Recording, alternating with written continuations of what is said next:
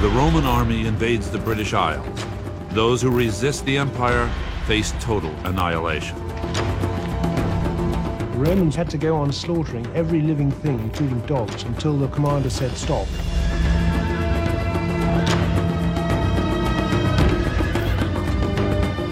In the Highlands of Scotland, General Julius Agricola pursues a coalition of tribal warriors. He can hardly wait to tear the enemy to shreds. Often on the march, when mountains and rivers were wearing out your strength, did I hear our bravest men exclaim, "When shall we have the enemy before us?" Agricola gets his answer sooner than he thinks. It comes from the native peoples of the British Isles, known as the Britons. At a site called Mons Gropius, they confront an empire that seeks to enslave them.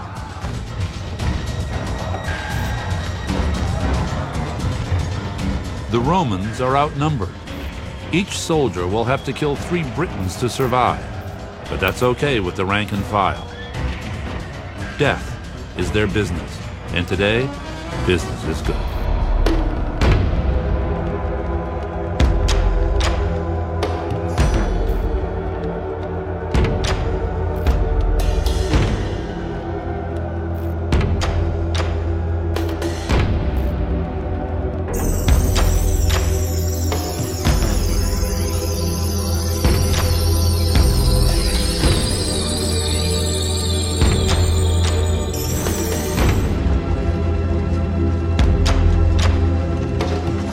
From Scotland to North Africa, Roman military strategy shared something in common with the 20th century blitzkrieg. Showing mercy to the enemy was low on the wish list of generals like Agricola. But what about the Roman soldiers?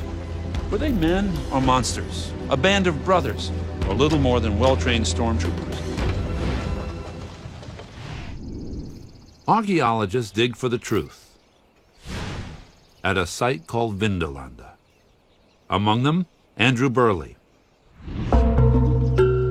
Here in northern England, he probes a jumble of stone and bog for insights into Roman conquest. The best things at working at Vindolanda on this site is the fact that it's very physically and mentally demanding, very challenging. On the other hand, Vindolanda is the sort of site which always gives you a reward and always gives you a surprise.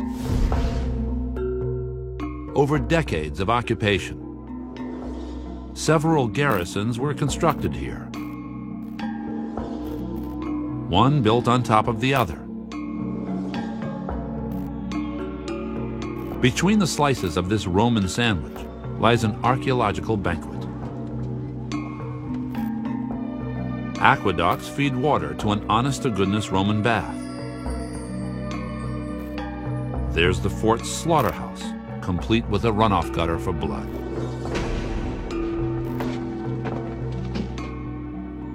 Sprinkled generously through the strata of muck is an astonishing array of artifacts. Jewelry that shines like new, and coins in mint condition.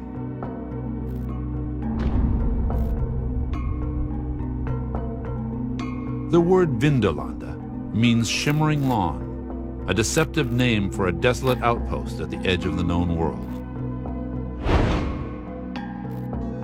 In the 1st century AD, the mighty Roman Empire stretches from the Middle East to the British Isles.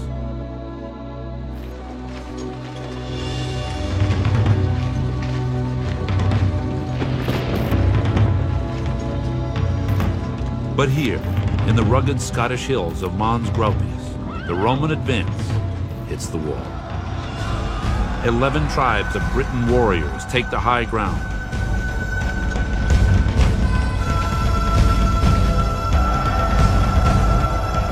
Skilled at making bronze into weapons, the Britons wear blue war paint extracted from wildfire. Their leader, Calgacus, pegs Rome's intentions for what they are. We, the last free men, have been shielded till today by the very remoteness for which we are famed. But today, the boundary of Britain is exposed. Beyond lies nothing but waves and rocks and the Romans. Where they make a desert, they call it peace.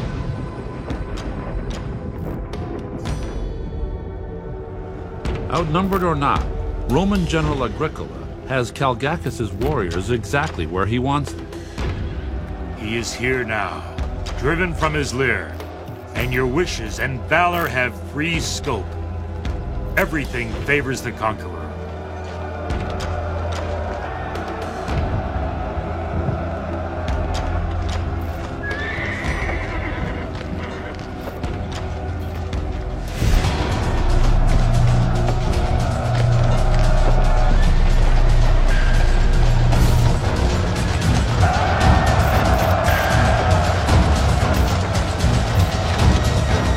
To save their skins, Roman soldiers now rely on a strict sequence of precision tactics. Maneuvers that pay off when Briton marksmen launch a barrage of javelins. No problem. The Romans create a defensive shell called the tortoise. The Britons have no such enemy. Big problem.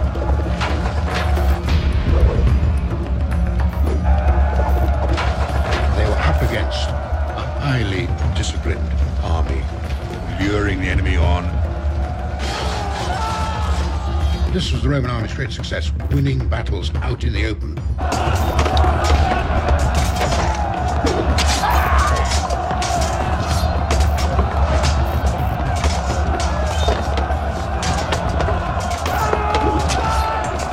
In spite of bigger swords and superior numbers, the closer the Britons get to the Romans, the further from victory the Britons fall.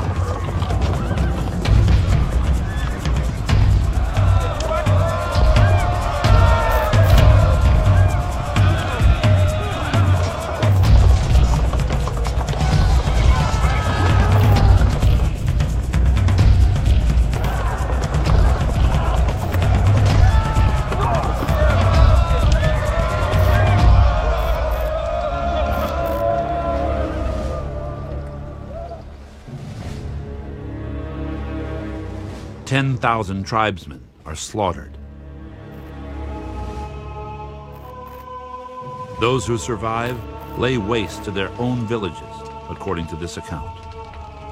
An awful silence reigned. The hills were deserted, houses were smoking in the distance, and our scouts did not meet a soul.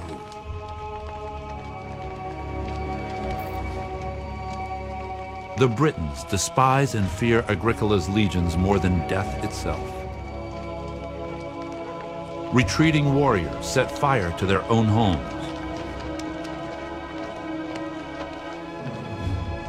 Wives and children are killed to keep them out of Roman hands.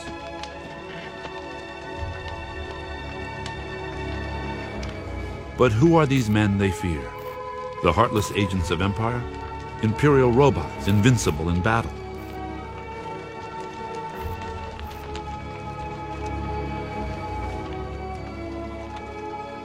For one thing, they are not immune to the ravages of war. While the Romans take only 360 casualties, many are more dead than alive. Fresh recruits are shipped to the front to replace Roman casualties.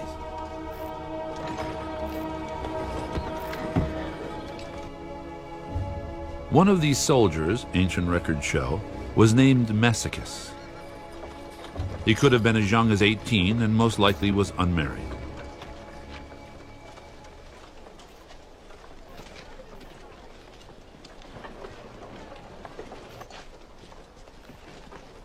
For soldiers like Messicus, the only refuge lies within garrisons, like Vindolanda, just one of a series of forts along Rome's last frontier.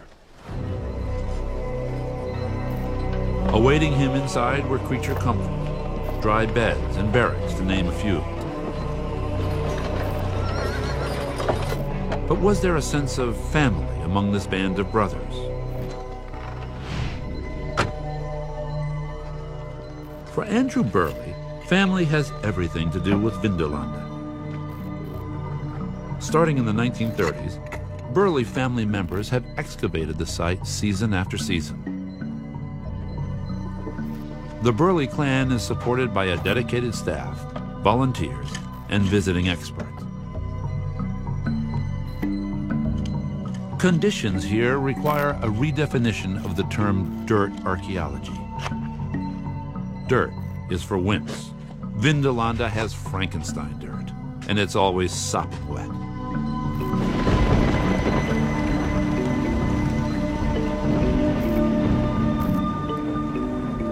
The British climate can be a real killer. This year in particular is one of the wettest years on record. You can turn up to work in the morning and face a swimming pool more often than not. Adrift in a sea of Roman mud, the spirits of the crew are kept afloat by the promise of new discoveries. Andrew's dad, Robin Burley, roots through knee-deep muck for a whiff of Roman life. You can actually smell the Romans. Ah, beautiful. It's a combination of, I don't know, old socks and body odours and things. And our excavators, when they come onto the site, they can normally smell this smell of 100 yards away, and they know where we're operating. Wonderful smell. We love it.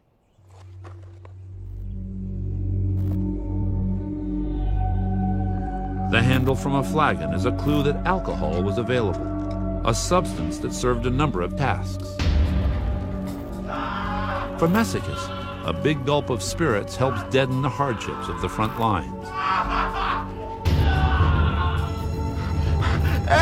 For others, it helps numb the pain of mangled limbs.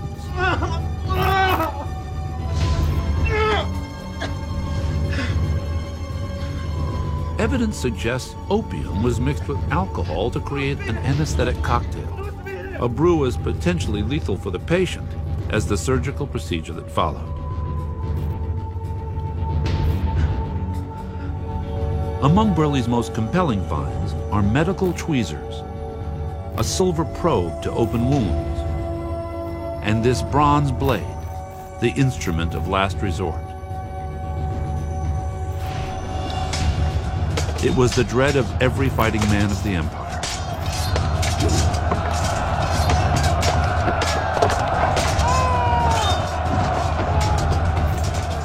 For somebody with serious wounds, what capacity they would have for surgery, effective surgery, I rather doubt. I mean, it'd be a case of amputation, I'm sure.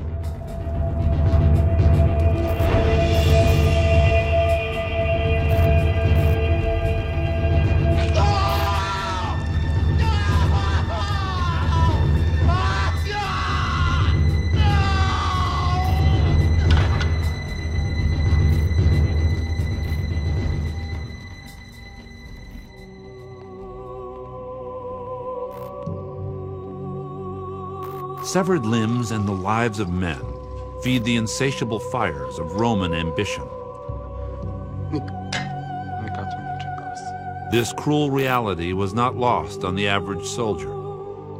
Messicus and his brothers were replaceable parts of the Roman war machine.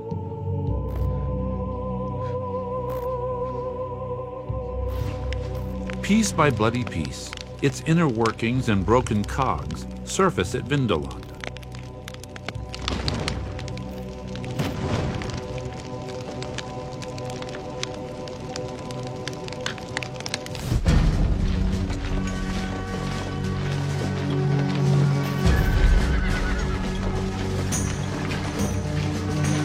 The common foot soldier is the foundation of the Roman army, and what he wore on his feet is the most common find at Vindolanda. Ah, that's a nice one, Andrew. That's a nice one. It's the posh officer's sandal. You know, that's expensive in any language. Cutting all that very careful open work there. All the money is in the uppers. We always say that Vindolanda's got everything that Pompeii and Herculaneum haven't got. I think Pompeii has got 3 or 4 bits and pieces of Roman shoes. Well, we've got over 3,000 of them. Some 500,000 artifacts serve as archaeological pixels. Composited together, they form dim snapshots from the private lives of men like Messicus. an iron awl used to tighten the leather straps of his armor, a sewing kit to mend his tunic, a comb to part his hair. And this iron knife, its maker's name proudly stamped into the blade. All found in Vindalander's gnarly nooks and crannies. What sort of thing are you hoping to find in this one? I'd love to find some late 4th century material from this one. Yeah. Once you go down there, you're not coming back out again. Just how these treasures were found is the stuff of family folklore. My wife was writing a thesis on Roman spoons, and blowing me down, she finds the best spoon here. I mean, cynics would say she planted it herself. Some people say I've got a golden touch, but really, you know, it's a question of how much work you do. Andrew Burley sees a kind of archaeological voodoo at work. The site will only seem to reward one member of the family at a time. So if all 4 of us are working on the site at the same time, we won't find anything. As soon as 3 of us go somewhere else and leave one alone, then that person will make a sensational find. But that's just the way it goes. And that's just how it went for Andrew's dad one sensational day. A find that literally spoke volumes on life at Vindolanda. A discovery that turned Roman archaeology on its head. If I have to spend the rest of my life working in dirty, waterlogged trenches, I will never again experience the thrill that I experienced that memorable day. Freed from the clammy grip of the bog came messages from banished men. I noticed some rather slimy bits of wood, very thin sheets of wood, rather slimy. And I thought, well, that's odd for carpenters' shavings, and just quietly peeled them apart. I couldn't believe my eyes. Hidden beneath a cover of mud were written words lost to the world for 2,000 years.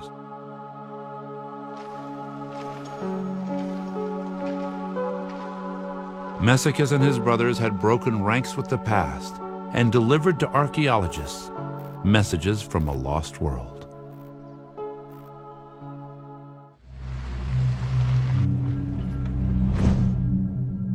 The priceless Roman letters discovered by the Burleys were rushed to an expert in ancient inscriptions some 40 miles away. But the journey to the past had ended before it began. When the shavings were unpacked, the words had vanished.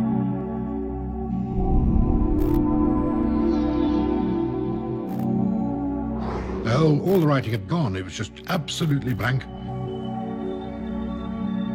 It was an archaeologist's worst nightmare. But the Burleys didn't give up.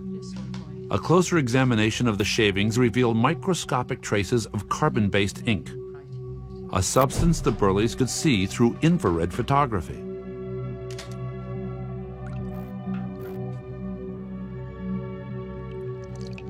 Ancient histories of the Roman invasion of Britain mention only a few generals and governors.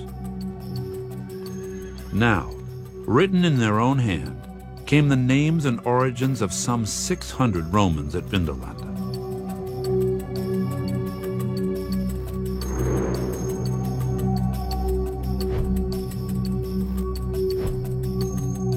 Virtually everybody, as far as we can tell, in that early period up here, are literate.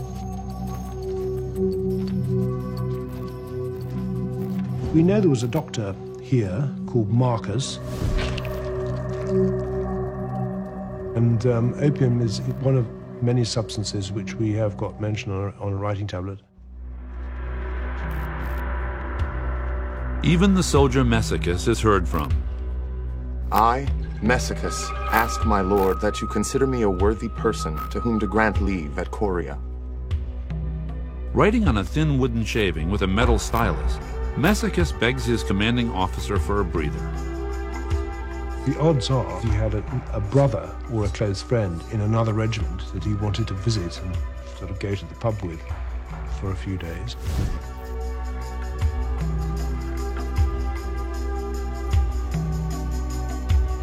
Today, the remains of the fort Messicus longed to escape are excavated with help from volunteers. Urging them on is a family hooked on the past. I've got 5 children. I tried to persuade all 5 that there were various honest ways of earning money, and one of them wasn't archaeology. The Burley family has been excavating the site on and off for, well, 70 or 80 years, really. It started with Andrew's grandfather, Eric, who bought the site in 1929. The rest is family history. I was born and brought up here. When I was born, my father was excavating the headquarters building.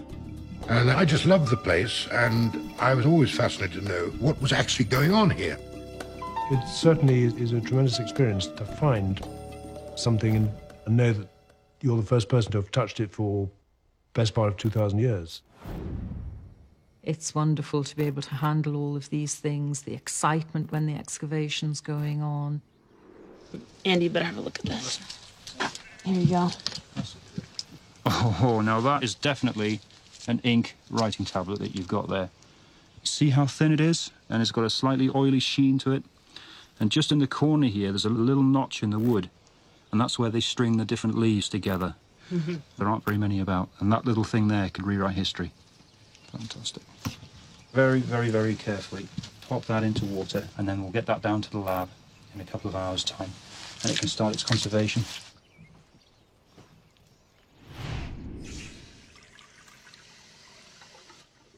Andrew's mother, Patricia Burley, takes over from there. To free the tablets from the sticky bog requires the patience of a saint and the touch of a surgeon. When something's been in the ground for as long as 2,000 years, it's very, very fragile indeed. You can feel the brush going through the tablet and onto your fingers beneath. It's also been burnt in antiquity, so it's very, very black indeed. The writing tablets are conserved using methylated spirits, and the ink is preserved beautifully. It really is a handshake with the past. You can start to relate to people and think about their daily lives. But how did these fragile handshakes, these letters to and from the Roman front, get here in the first place? Archaeological surveys reveal the Romans are roadaholics. 50,000 miles of paved thoroughfares link the far edges of the empire to the officers and grunts of Vindolanda. Here, Massicus and his mates appeal to faraway friends and family for what amount to care packages. One man begs for clothing, not for himself, but for his men. I greet you and ask that you send the things which I need for the use of my boys. 6 tunics, which you well know I cannot properly get hold of here. Another soldier vents his disappointment when his letters home have gone unanswered. Very many greetings. I want you to know I am in very good health, as I hope you are, you neglectful man who has sent me not one letter.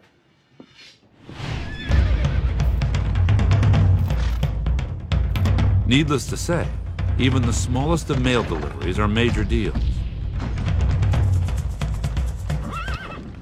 The letters from Vindolanda have helped historians peek into some mysterious corners of Roman life, whether they wanted to or not. For instance, have you ever wondered whether Roman soldiers wore anything under those tunics? Well, you're in luck.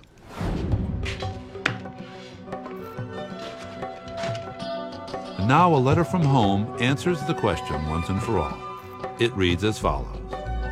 Greet Tetricus and all your messmates, with whom I pray that you live in the greatest of good fortune. I have sent you socks from Satua, 2 pairs of sandals, and 2 pairs of underpants.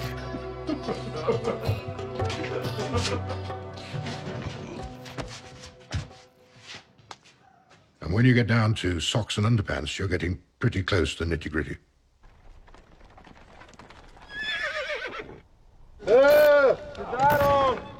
Along with the mail comes the occasional retailer. In most cases, these traders are Romans who have followed the army here from Europe.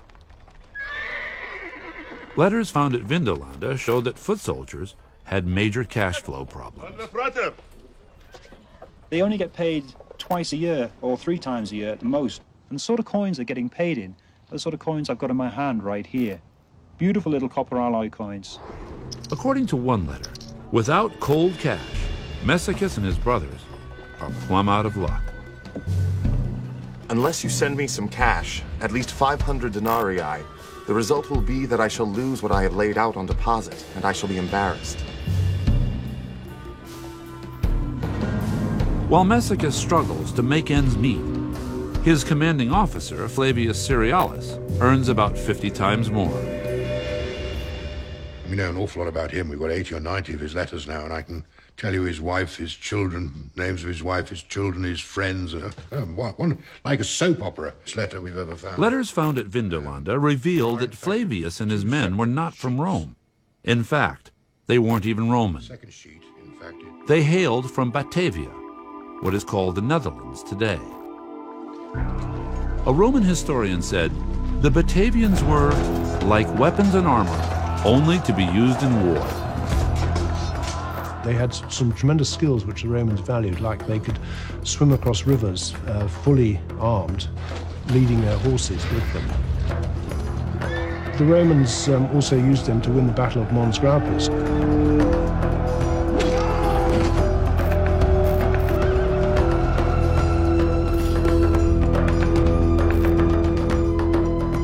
When he's not stalking Britons, Commander Flavius Cerealis hunts wild game. A letter tells just how. Greetings. If you love me, brother, I ask that you send me some hunting nets. You should make the pieces very strong. I mean, our commanding officer has 4 different kinds of special nets for catching small birds, medium-sized birds, swans even. After a long day on the hunting grounds, Flavius lives the high life. Shopping lists discovered at Vindolanda show he dined on fresh oysters and vintage wines. Cheers. Flavius is allowed to bring his family to the frontier. His wife, named Lepidina, dresses fashionably. His children have a private tutor to school them in a classical Roman education. The Burleys unearthed a fragment of Virgil's epic poem, the Aeneid, written in a child's hand.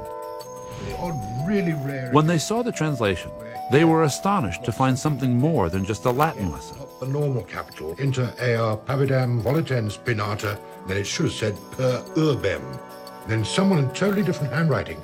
You see here, S-E-G, short for segnita.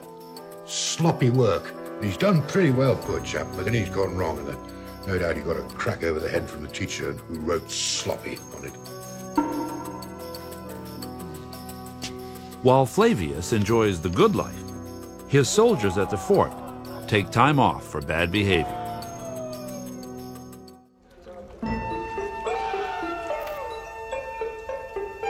Discoveries at the fort open a steamy new chapter on the fast life at the Roman front.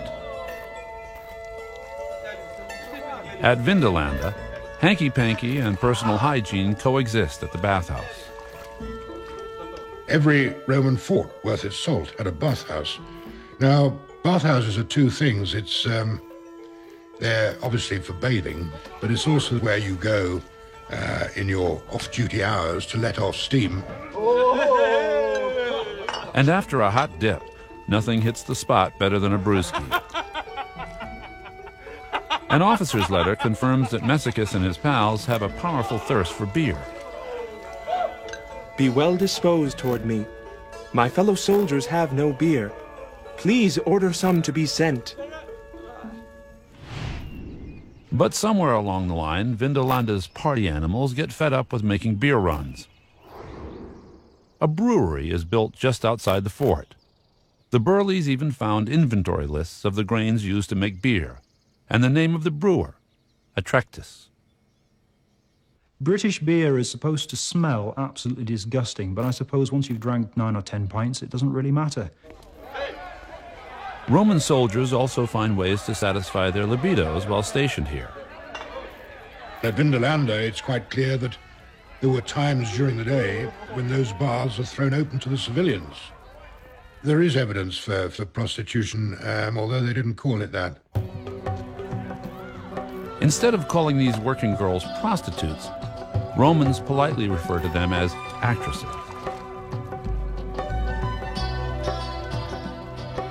While casual sex is tolerated on the frontier, at least one Roman emperor tries to keep the lid on things. He decrees that no place of entertainment may be built too close to garrison walls. And the fact that he issued the edict so many times shows that no one was paying any attention to him whatsoever. I don't think they were obsessed with sex. I think they were actually very much open about sex. Artifacts discovered at Vindolanda bear this out. This figurine celebrates the female form. And these small phallic-shaped pendants leave nothing to the imagination except perhaps who wore them and where.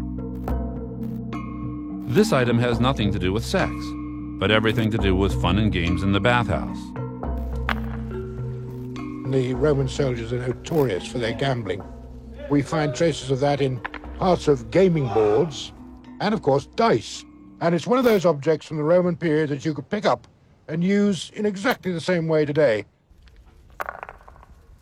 Along with beer and actresses came the occasional game of Roman craps. One pair of ancient dice proves that some players made their own luck. It's very evident on a few that they have got little lead plugs and little lead fills, which means that they roll 5 or 6 practically every time. So there's obviously a bit of cheating going on. On the frontier, rip-offs are common. We often get weights and measures which say they're one thing and definitely are not. Whether it's spoiled wine or a tipped scale, getting caught cheating is not taken lightly. In Roman cities, committing robbery could bring a sentence of crucifixion. Even offenses like bribery or slander could result in death. Out on the frontier, justice was dispensed by local garrison commanders. Roman army punishment is usually very straightforward. Your company commanders all have as their basic badge of office a vine stick, and they use it. Shadow. Punishments for even the smallest crimes are severe, both for soldiers and civilians. One letter, discovered at Vindolanda, is a personal appeal from a merchant. For the crime of cheating his customers, he faces a brutal whipping.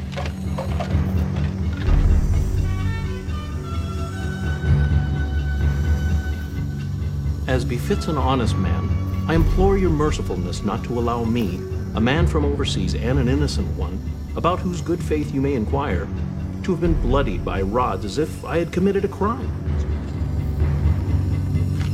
The plea for mercy is denied. The Burleys are intrigued by a single phrase within the letter where the merchant refers to himself as a man from overseas. I'm a man from overseas. That's a very interesting statement, that, because what he's saying is, look, I'm a proper Roman. Beatings are for Brits, not for people like me. Roman oppression of native people may well have included atrocities far worse than whippings. Recently, new and chilling evidence emerged from the bog. Staring excavators in the face was the skull of a decapitated man.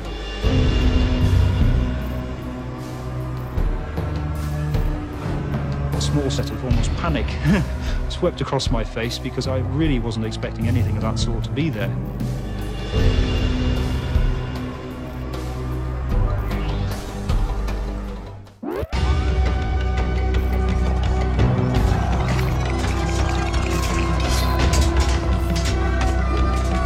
In spite of their defeat at Mons Gropius, the Britons remained a constant threat to the Romans at the end of the first century. All hope for peace has been shattered, and we now know the soldiers here had more to worry about than just their own lives. When archaeologists excavate a barracks, they discover the men of Vindolanda had made yet another adaptation to the frontier. You'd expect a squad of 8 men in each of these rooms. But when we analyzed the finds from these rooms, and particularly when our leather expert analyzed the finds, She reported that in 2 of the rooms, most of the footwear belonged to women and children. Roman soldiers had taken common-law wives and started families. And that really knocks on the head the idea of this poor old Roman soldier having to do his own mending and washing and everything. Don't you believe a word of it.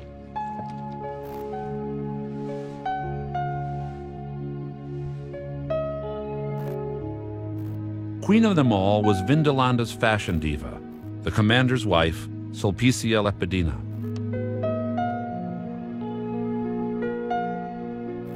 We know quite a bit about Lepidina from the writing tablets.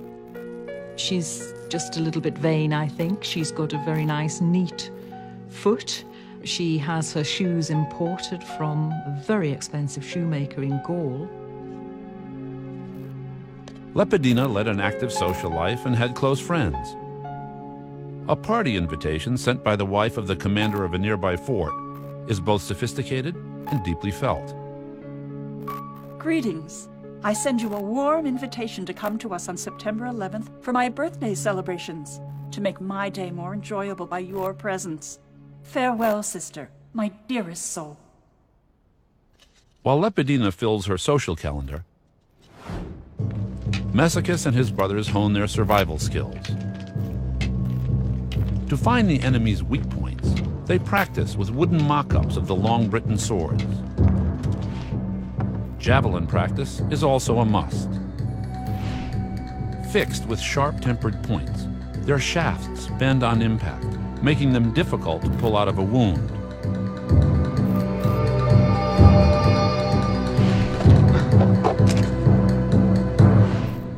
This ancient target attests to the deadly aim of Roman javelin jockeys. They would get something like an ox skull like this, stick it on a pole, got all sorts of little holes, bang, straight into it. Javelins may have also played a role in early attempts at psychological warfare. One javelin, found at Vindolanda, has a mysterious hole in the point. When this is really thrown hard, the head will rotate and it'll probably give off a little whistling noise, which I suppose adds to the effect of terror. For enemies of Rome, terror extends beyond death itself. The Batavians practice a gruesome tradition on the battlefield, taking heads for souvenirs. At the dig site, the Burleys find possible confirmation of this savage ritual.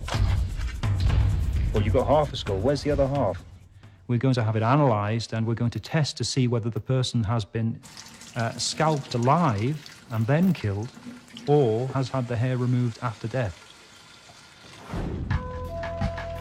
Such atrocities only stiffen Britain resistance to the Roman invaders. But in 117 AD, the Britons finally get some good news. Ironically, it comes from the heart of Rome itself. Emperor Trajan, the architect of imperial domination, has died. Rome had seemed as hard and invincible as its canyons of marble and stone. Now, the death of Trajan runs like a crack through the foundation.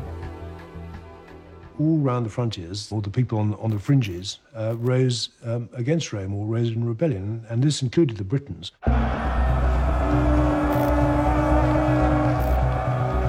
Near Vindolanda, tribal leaders do their best to tarnish the gleam of Roman might in the eyes of their warriors. The gods have delivered them into our hands. Be not frightened of the idle display, the glitter of gold and of silver, which can neither protect nor wound.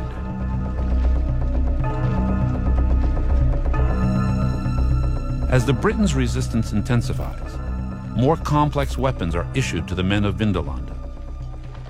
One of the most effective is the ballista, a lethal anti-personnel weapon originally developed by the Greeks. Cocked like a giant crossbow, it fires iron-tipped bolts through the air at speeds of 150 feet per second. The impact is so powerful the missiles pierce heavy armor. But for Messicus and his mates, finding human targets will be the problem. The Britons now avoid the open battlefield. They fight a hit-and-run war, picking off the Romans one by one. Native tactics so incensed the Romans, one soldier vents his disgust in a letter found at Vindolanda.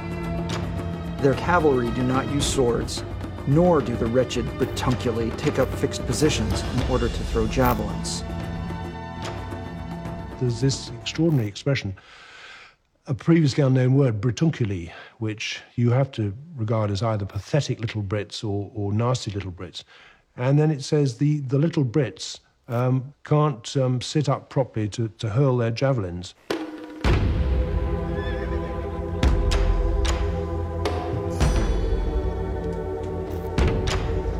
The Britons have found the fatal flaw in Roman strategy. Now, Messicus and his brothers face a new enemy, themselves. Where they couldn't cope is exactly the same as where modern armies can't cope, and that is guerrilla warfare in mountainous, forested regions. The Britons have become invisible. To find them, Messicus and his brothers are forced to leave the open battlefield. In this new realm, the element of superior force comes in a poor second to the element of surprise.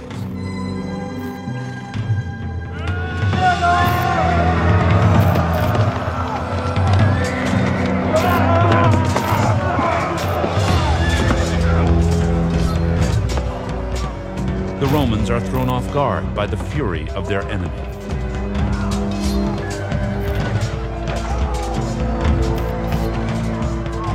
Death with honor is their only solace, a code defined by the Roman general Agricola.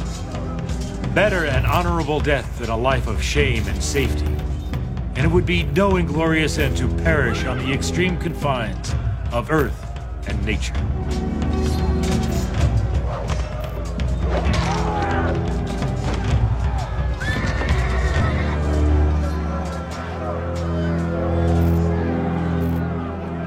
Guerrilla warfare takes its toll on Messicus and his comrades. It may have also had a brutalizing impact on life inside Vindolanda itself. You've just got the head thrown in a ditch with the domestic rubbish, which, quite frankly, is appalling. Additional finds lead the Burleys to rethink the grisly mystery of the severed head. They begin to wonder whether the skull belongs to a Roman murdered by one of his own. We can see the horrific injuries that this person has sustained in the last moments of this person's life. In particular is this fairly clean cut to the right-hand side of the skull, but also very visible. The other side of the head was repeatedly attacked with a blunt instrument while the person was falling. At the scene of the crime, another lead emerges. Excavators find a second set of bones. The skeleton of a small dog, found lying right next to the human skull. Britons own dogs, but they didn't take mascots into battle. Also worth noting, this animal did not die a natural death. And if we look in particular at this side of the skull, you can see that the animal's been poleaxed in a very similar fashion to the human next door. It's quite possible that this animal died in the defense of the owner. Violence within the fort reflects the growing threat beyond its walls. Over the decades, the body count from this endless guerrilla war grinds down Rome's determination to push further north into the highlands.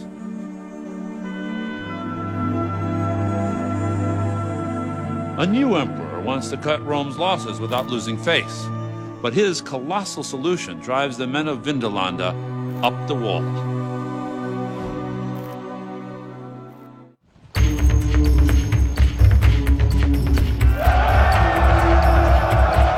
Almost 40 years after the Battle of Mons Graupius, Emperor Hadrian has a brainstorm. Replace a wall of Roman soldiers with a wall of stone.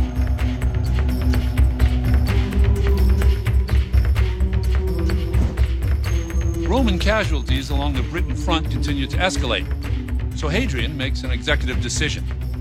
Instead of hoisting beers on their time off, the boys from Vindolanda will be lifting construction blocks. Military units are ordered to construct a great wall, 9 feet thick and 15 feet tall. To make it all happen, the man himself personally designs and supervises the job on site. And Hadrian's message, I think, by building the wall to the people at home was, look, boys, there's going to be no more wars of expansion. That's it. Hadrian's creation includes defensive ditches and berms. To compound the challenge, he keeps changing the plans, even after his return to Rome. People must have been going absolutely mad, particularly the soldiers who had to do the work. That work remains in place some 2,000 years after the fact.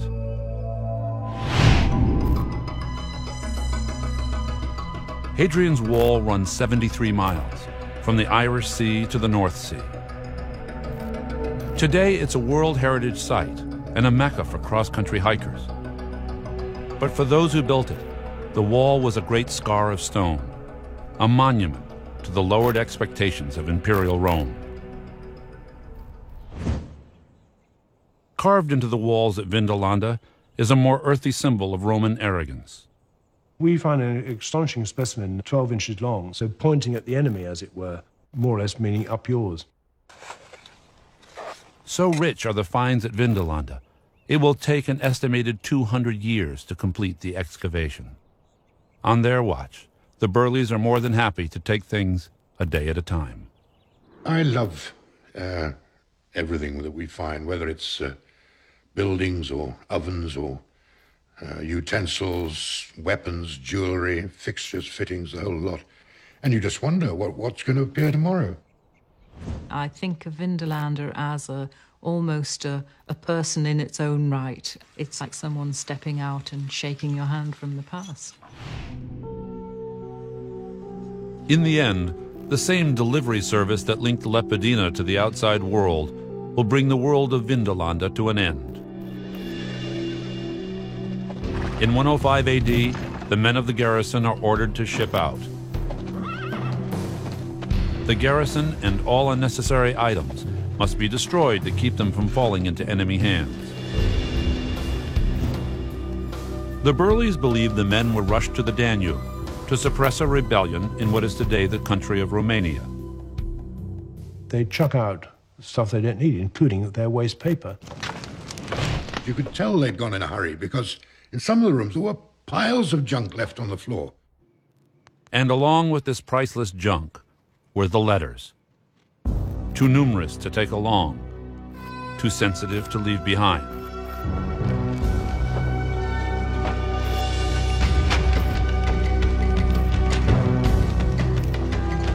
But as the fires of Vindolanda begin to consume the diary of a Roman garrison, Vindolanda's cruddy, miserable, and notorious weather, the bane of future archaeologists, intercedes.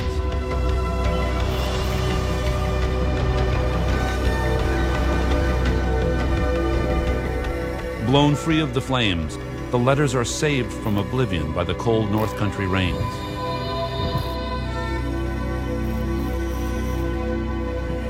Ultimately, a new fort is built on the same site by replacement troops. Sealed by accident beneath its peat foundations are messages from lonely warriors, desperate men, and survivors. Letters from the Roman front, words, feelings, and hopes, written not by heroes or monsters, but by human beings.